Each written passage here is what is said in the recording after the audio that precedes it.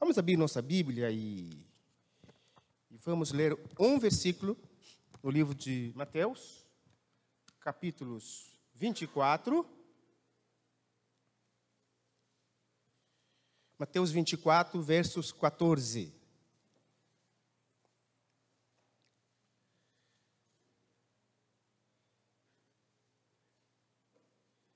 Diz assim: e este evangelho do reino será pregado em todo o mundo, em testemunho a todas as nações, então virá o fim. Eu vou voltar a ler.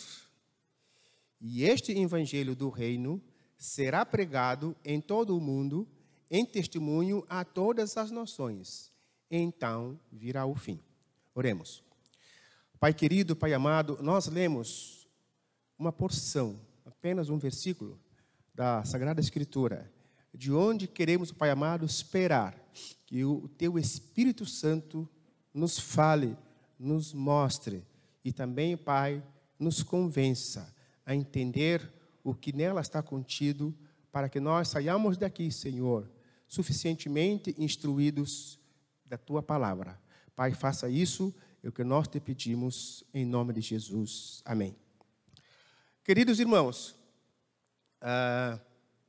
nesse versículo, quando eu estava lendo ele, encontrei a palavra nação.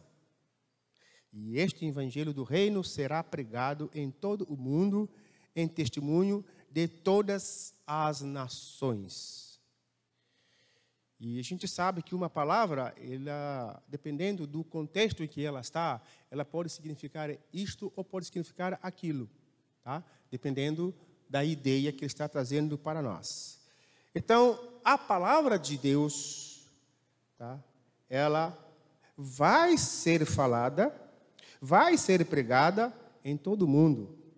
E é necessário que as pessoas, né, dão testemunho dela.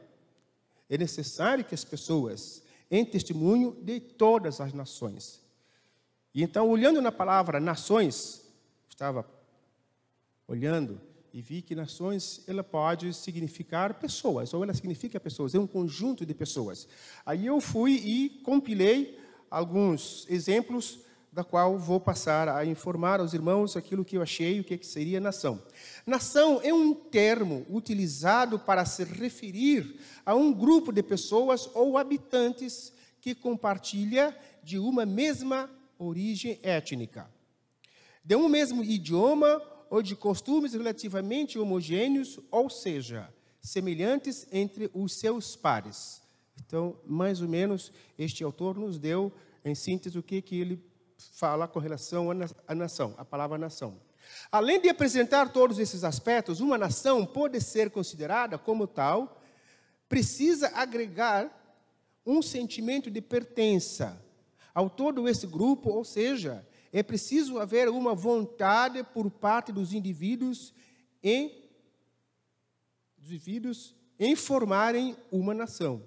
Também podemos chamar de povos, país em vários contextos. Primeiro exemplo, especialmente a descendência de Abraão, que Deus fez em uma nação, conforme Gênesis capítulo 12, versículos 2, ele diz assim: farei de ti uma grande nação e te abençoarei e te engrandecerei o nome e tu serás uma nação. Então, onde encontramos, lá no início da Bíblia, a palavra nação ser considerada para pessoas, justamente neste capítulo e neste versículo. É um substantivo também usado para significar nações de Israel. Israel tinha nações pagãs, nações gentílicas, etc. Ou seja, etc. não, pagãs e gentílicas. Assim fez o Senhor chover, no Êxodo capítulo 9, diz o versículo: assim fez o Senhor chover saraiva sobre a terra do Egito.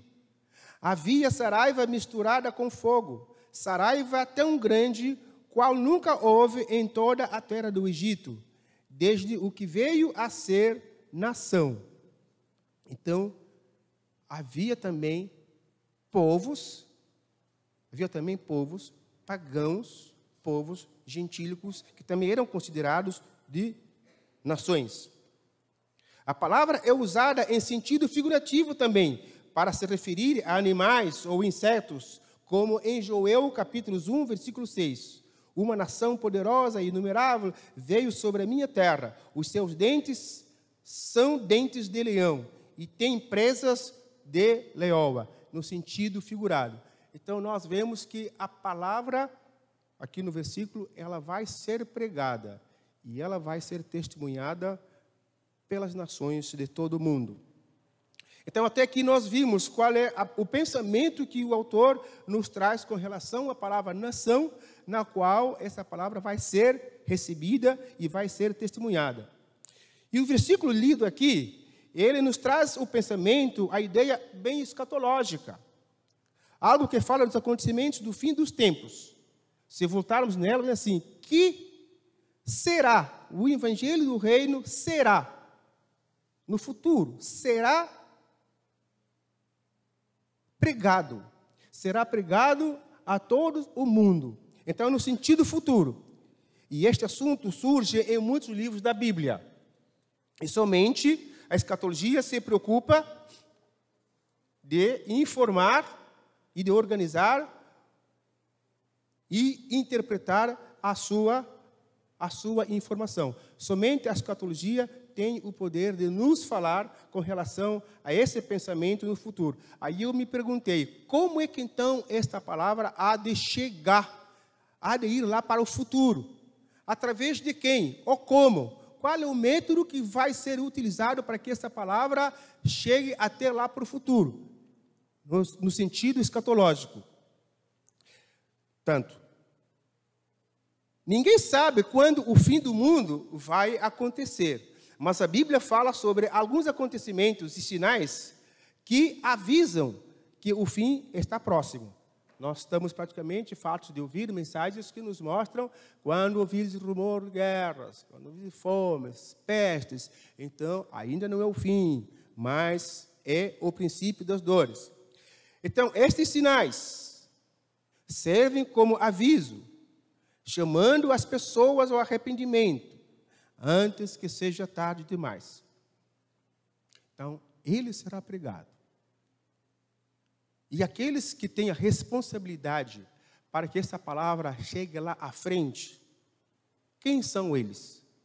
Na verdade, é a igreja. Não é uma outra organização que tem a responsabilidade de fazer chegar o evangelho lá para frente. Somos nós que estamos aqui. Somos nós a igreja.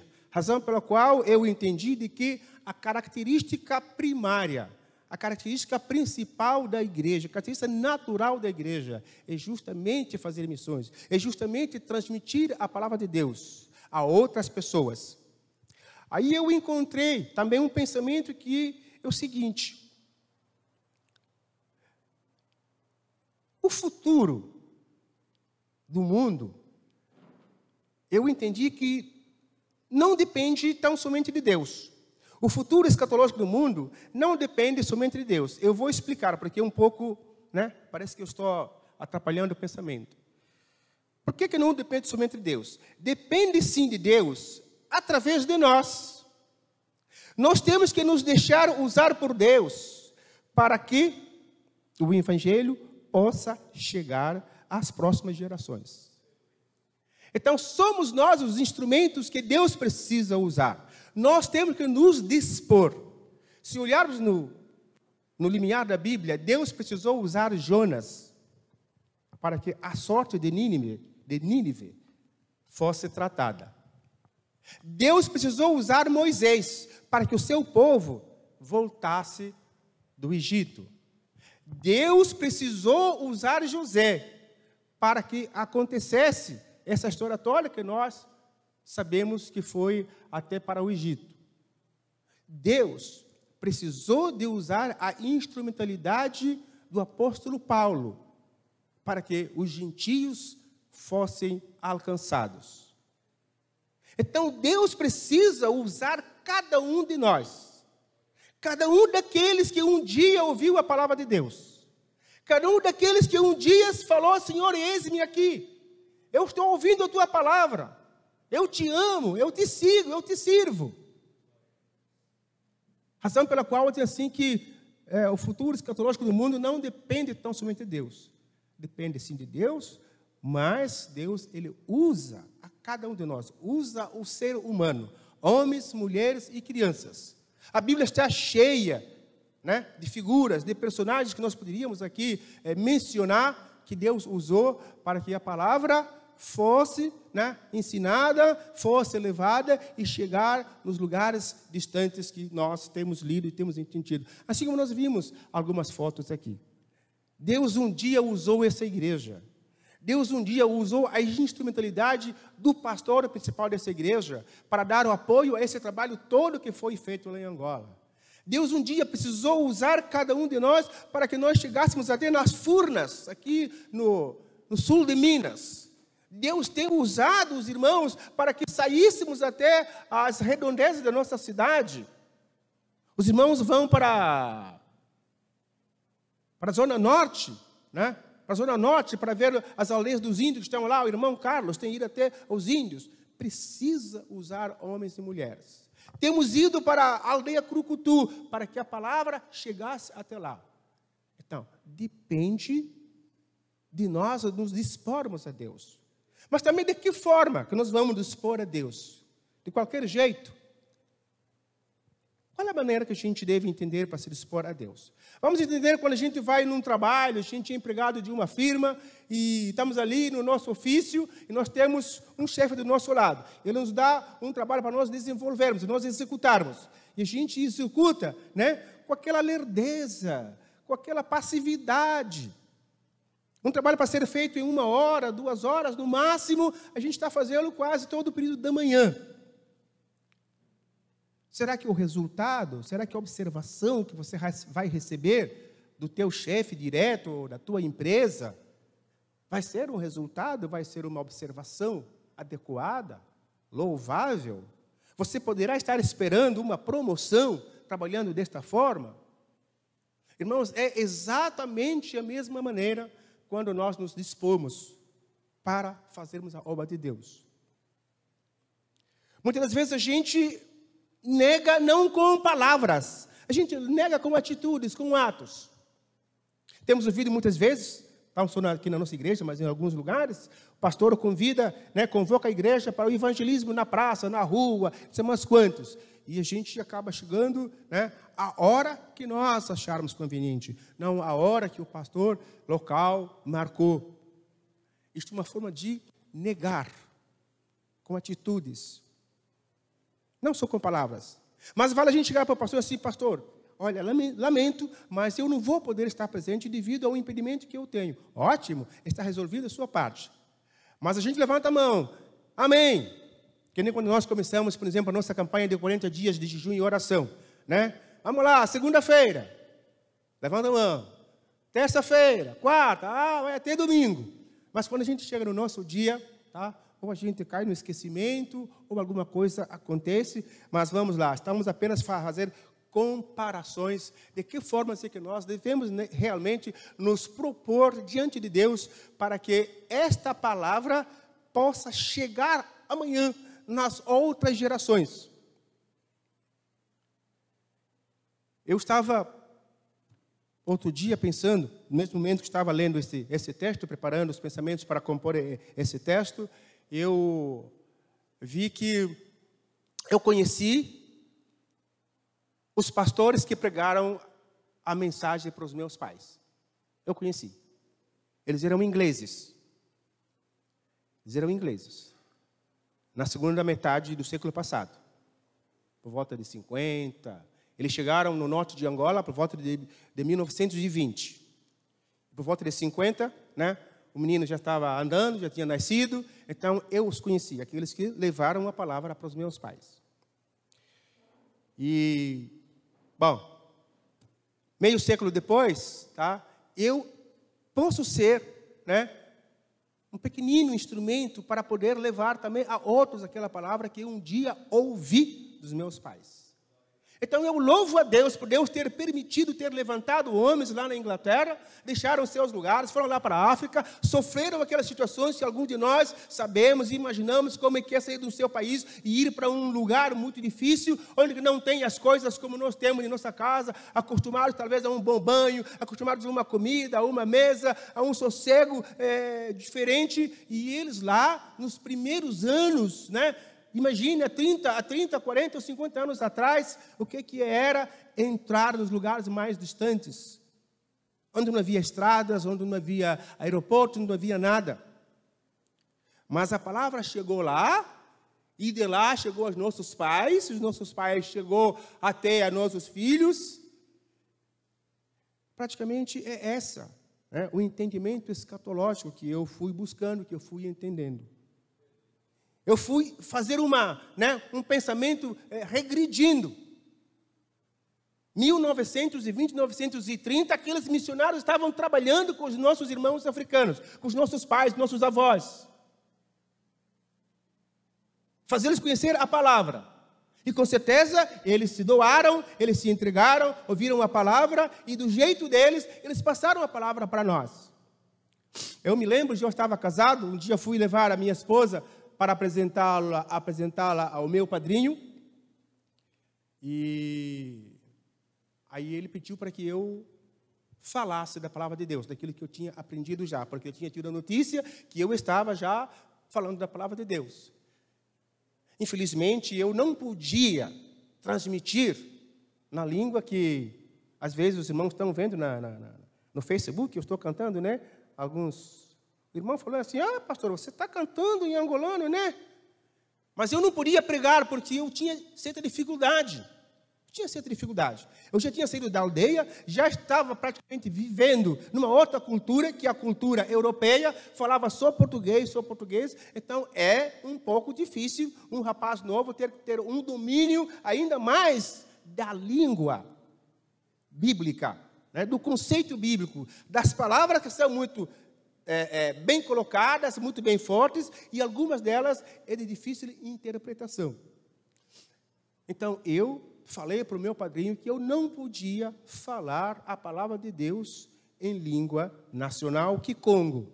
Mas se ele me permitisse, eu falaria em português. Aí ele levantou um rapaz que estava lá, no meio da igreja, e disse assim, então, por favor, fale, porque ele vai falar para nós aquilo que você falar. Aí eu fui e falei aquilo que o Espírito Santo havia colocado no meu coração. Falei, e eles ficaram gratos pela informação que havia dado. Imagina, né? Qualquer um dos irmãos aqui, se você tiver um filho, tá? E o filho ter que falar aquilo que você lhe ensinou e ter trazido alegria, então o padrinho ficou todo bobão, né? Ficou todo bobão, agradeceu, falou daquilo que era necessário que as pessoas, na verdade, fizessem. E eu estava pensando, quando vi esse versículo, que tinha muito a ver de que maneira nós devemos ouvir a palavra de Deus, de que maneira nós devemos passar a palavra de Deus, e qual é justamente o objetivo. Irmão, o objetivo é que as pessoas testemunhem dela, as nações testemunhem dela. E quando ainda estávamos falando de nações, a gente não é capaz de imaginar quantas nações o mundo tem. Ouvimos aqui que nações tem que ser um grupo homogêneo, um grupo que tem a mesma língua, os mesmos pensamentos, o mesmo isso e mesmo aquilo. Então, quantas nações, imaginemos, tem o Brasil? Suas tribos indígenas, eu estava vendo que são cerca de 250 e poucas tribos indígenas que ainda não têm a palavra de Deus. E se pensarmos no mundo todo, quantas pessoas no mundo todo ainda não podem ouvir a palavra na sua própria língua ou na língua dos outros, das quais estão esperando que esse versículo faça jus na vida deles? Eles vão ter que testemunhar, porque são todas as nações, eles terão que ouvir a palavra de Deus. Jesus veio para todos, e é necessário que nós, né, que estamos antecedendo aos outros, nós possamos fazer isso com toda firmeza. Com toda firmeza. porque termina o versículo que então virá o fim. Então, aí eu fui e pensei assim, meu Deus do céu, então alguma responsabilidade não pequena está sobre cada um de nós. Alguma responsabilidade não pequena está sobre cada um de nós. Pensando quantas nações tem o nosso país, sem pensarmos nos outros países, mas só o nosso país, quantas nações tem? Os institutos, né, e as agências nos falam de quantas nações, de quantas tribos indígenas, de quantas quilombolas, de quantos isso, de quantos aquilo, né? De quantos nichos de pessoas. As pessoas intelectuais que não querem ouvir nada da palavra de Deus, é um grupo também que precisa ser atingido. Aqueles que estão relegados na Cracolândia, já tem lá grupos, já tem lá projetos a alcançarem. Aqueles que estão na rua, de uma certa forma, relegados à sorte deles. Então, quantas nações que a nossa cabeça pode estar entendendo que precisa um dia de testemunhar esta palavra, e como é que estamos fazendo para que esta palavra de Deus chegue até esses tantos nichos de nações que ainda, até no nosso papel, não estão constando. E se nós pensarmos, o presente é nosso. Nós temos que passar, né, o bastão. E que tipo de bastão? Muitas vezes nós assistimos Jogos Olímpicos, né? Aquele de receber o bastão, não sei o nome próprio. Um vem a correr com o canudo e tal, e tem que receber. Então, ele tem que estar quase na mesma velocidade, aquele que está entregando, que está recebendo, para ter o mesmo passo, para vencer o adversário que está do seu lado. Com que velocidade? Com que dedicação? Com que firmeza nós estamos fazendo essa receptividade? Nós ouvimos dos nossos mestres, e nós que nos chamamos de cristãos temos que passar a palavra aos outros. Como nós estamos passá-la? Que números nós estamos vendo? De quantos grupos ainda não estão alcançados na nossa nação? E essa responsabilidade, irmãos, não está cotada para os outros, é para cada um de nós. É para cada um de nós. Então, eu disse que não depende de Deus, sim, mas depende também de nós.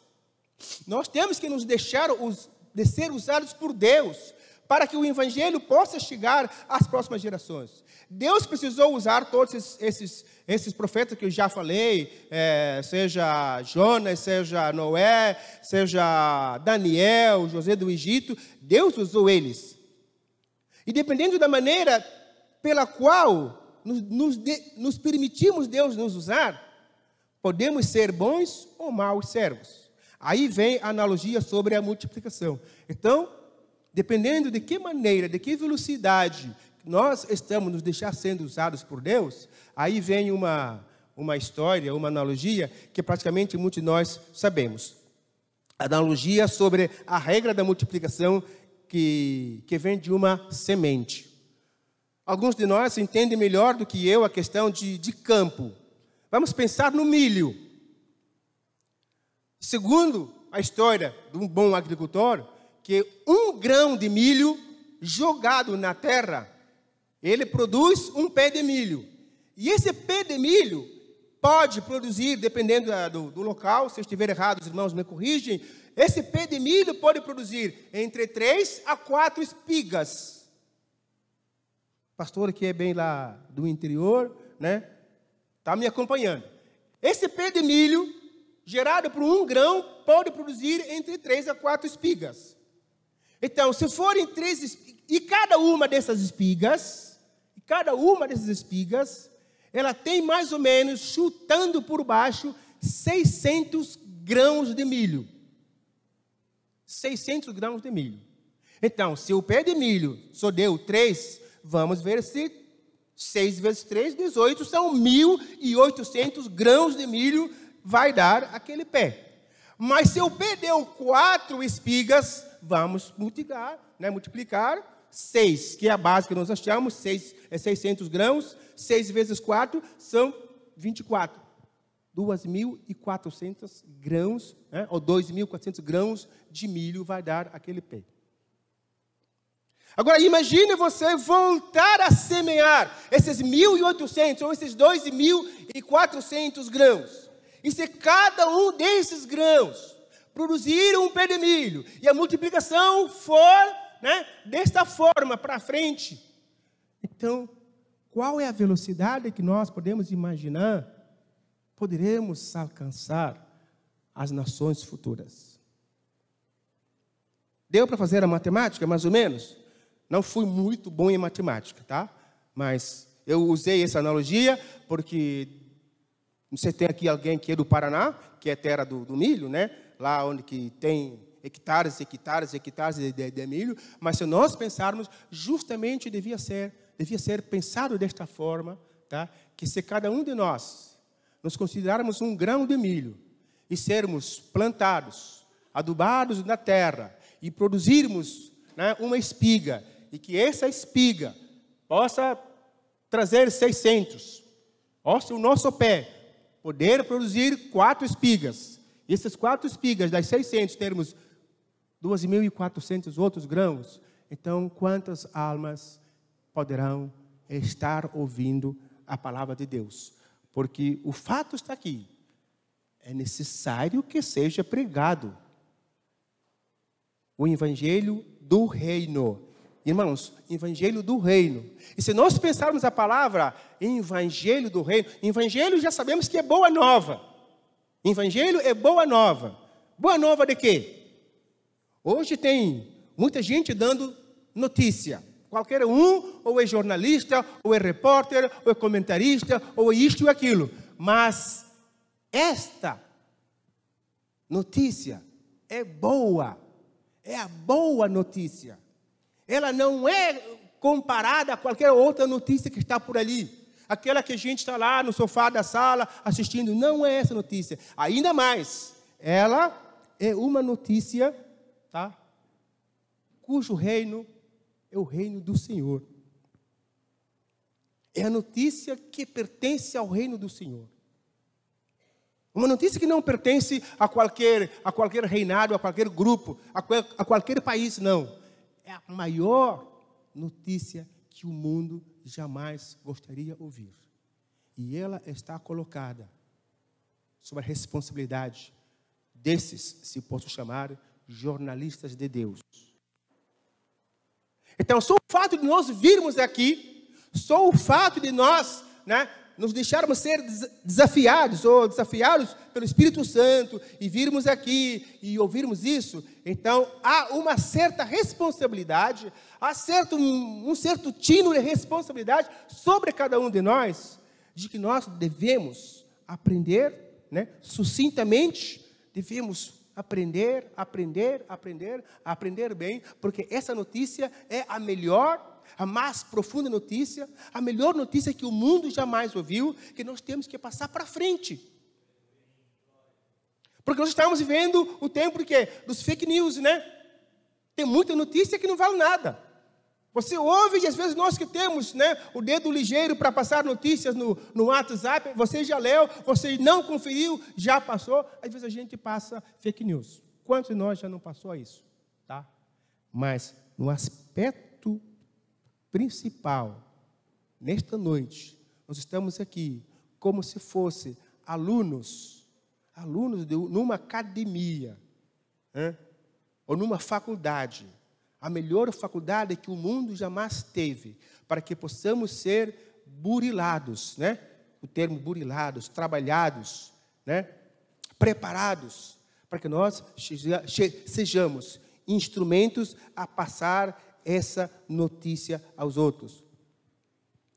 Já vimos essa matemática? Então, depende de nós, depende de como nós temos que nos dispor diante de Deus, para que nós possamos nos tornar um grão de milho, que possa justamente produzir um pé de milho, que possa esse grão reproduzir em 3 ou 4 espigas, e automaticamente podermos atingir 2.400 outros grãos, ou até muito mais.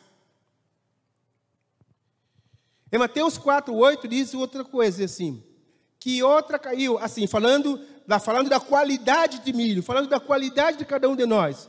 Diz Marcos 4:8. Outra caiu em boa terra e deu fruto, que vingou e cresceu, produzindo 30 e 60 e assim por um. Isso já é a característica, né, do solo, a característica da qualidade do solo onde que nós estamos caindo, como nós estamos nos doando para sermos preparados, como nós estamos fazendo para que essa preparação em nós produza efeitos tais. Os irmãos sabem, já se falou muitas vezes quando se fala do grande evangelista do mundo, né, Moody. Dizem que Moody era uma pessoa de uma estatura tão pequena, tão baixa, e na cidade em que ele nasceu, um pastor que foi lá destacado para pregar, era uma cidade muito difícil, as pessoas tinham uma dificuldade tal para aceitarem Jesus, e o pastor, a certa altura, ele pediu que queria voltar para a base, porque durante alguns anos, somente uma pessoa havia se convertido.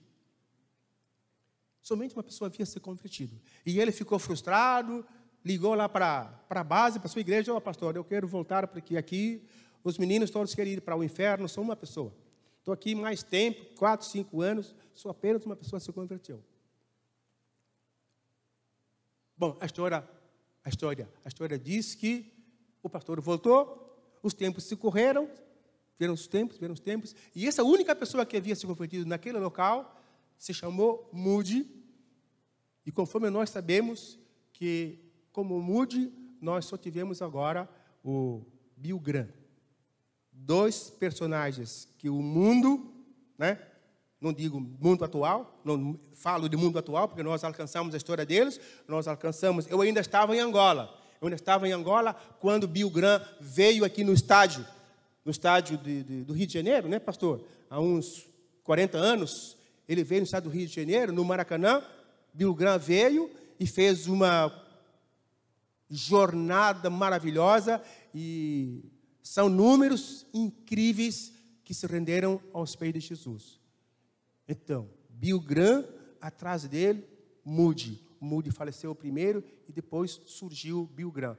Sementes que caíram em boa terra, tá? Foram muito bem adubadas, essas sementes, então não ficaram nesses numerecos, esses númerozinhos pequenos que eu estive, né? Essa analogia de 1 grão, de uma espiga, tá? Então, se nós pensarmos, né, o Moody como uma espiga, não é de 600 grãos, né? Bill Graham, se for uma espiga, é uma espiga não sei de quantos e quantos grãos. Irmãos, e isto não foge à regra. Isso não foge à regra. Cada um de nós que está aqui, irmãos, dependendo da maneira que você se doar diante de Deus, Deus pode tornar você uma pessoa que não vai ficar nos números do pastor Dias, que está falando em 600, em 1.800, em 2.400. Porque a Bíblia nos diz, né? Inclusive nós temos um hino, que não posso mencionar agora o número no cantor cristão, que vai haver, o dia que nós estivermos na presença, o Senhor nos vai chamar, né? Para a gente apresentarmos quais foram as nossas, né, os nossos frutos. Além daquela música, né? Quantas bênçãos, quantas são recebidas da divina mão. Além dessa, existe um outro hino, que eu não estou me lembrando agora, que a gente deve ir com algo nas mãos para apresentar para o Senhor. Tá? E que tipo, né? Que peso nós vamos apresentar para Deus? Que peso? Se a nossa única função é dar notícias, que tipo de notícias? Como você deu a notícia? A quem deu a notícia? A que hora você deu a notícia? De que forma você estava dando a notícia? O apóstolo Paulo fala que há tempo e fora de tempo. Há tempo e fora de tempo. Ou seja, você está no ônibus, uma oportunidade.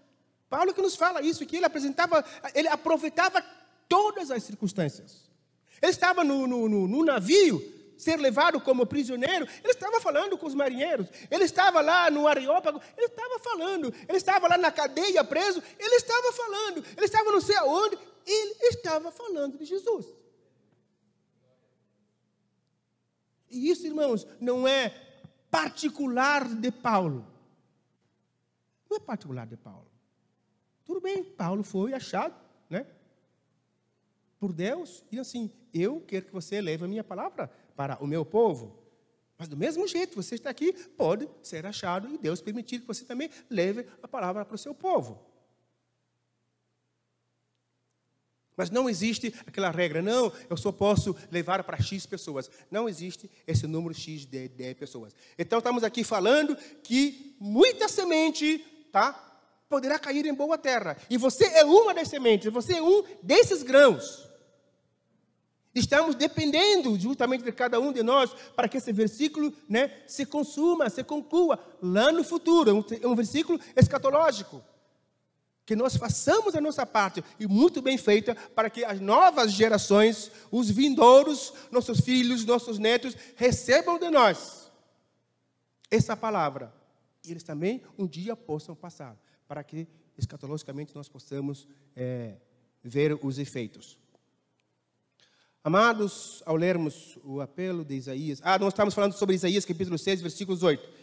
Depois disto, ouvi a voz do Senhor que dizia: a quem enviarei? A quem há de ir por nós? Então disse eu: eis-me aqui, envia-me a mim.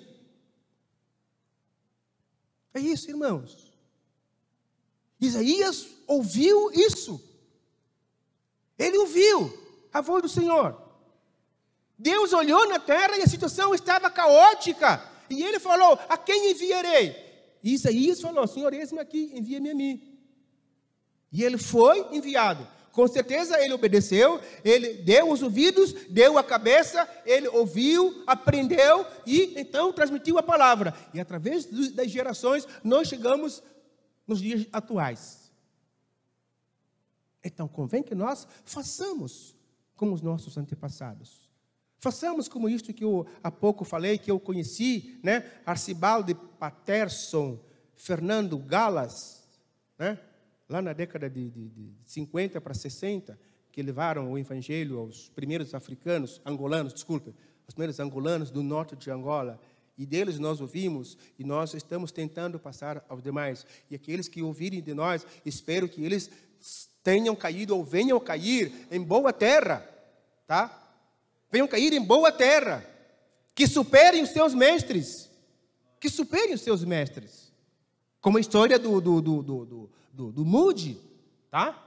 O pastor que o evangelizou, com certeza, ficou frustrado porque não estava vendo frutos, ele voltou para a base e se dedicou, e a história dele a gente não sabe mais, não foi mais escrita além dessa. Agora, Moody, nós ouvimos que muitas, milhões de almas, Moody arrebatou.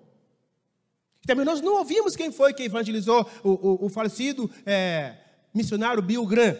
Não ouvimos a história de quem foi que o evangelizou. Mas dele nós temos ouvido, temos fitas, temos livros, temos histórias de que ele foi uma pessoa, foi uma semente que caiu em boa terra e com ele nós ouvimos milhões e milhões, quase que o mundo inteiro.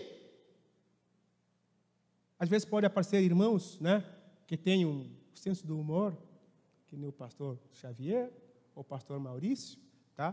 Poderiam dizer que Bill Graham é mais ou menos um Coca-Cola, né?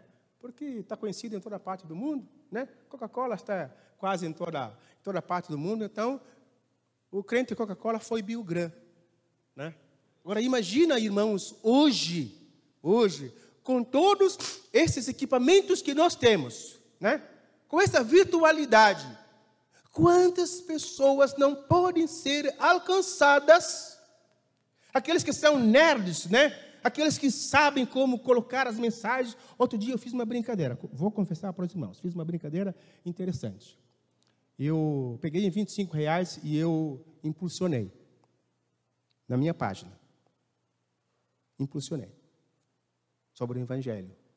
3 dias depois, o Facebook me deu um relatório de terem sido alcançadas 7.480, e eu recebi um retorno de amém, ou gostei, etc, etc. Recebi 1.075 pessoas me deram um retorno. 1.075 pessoas. Na semana antepassada. Amados, estamos aqui com essa finalidade. Já somos jornalistas. E nós sabemos o que nós temos que fazer. É transmitir a notícia a boa notícia, a notícia da salvação. Vamos terminar? Vamos terminar.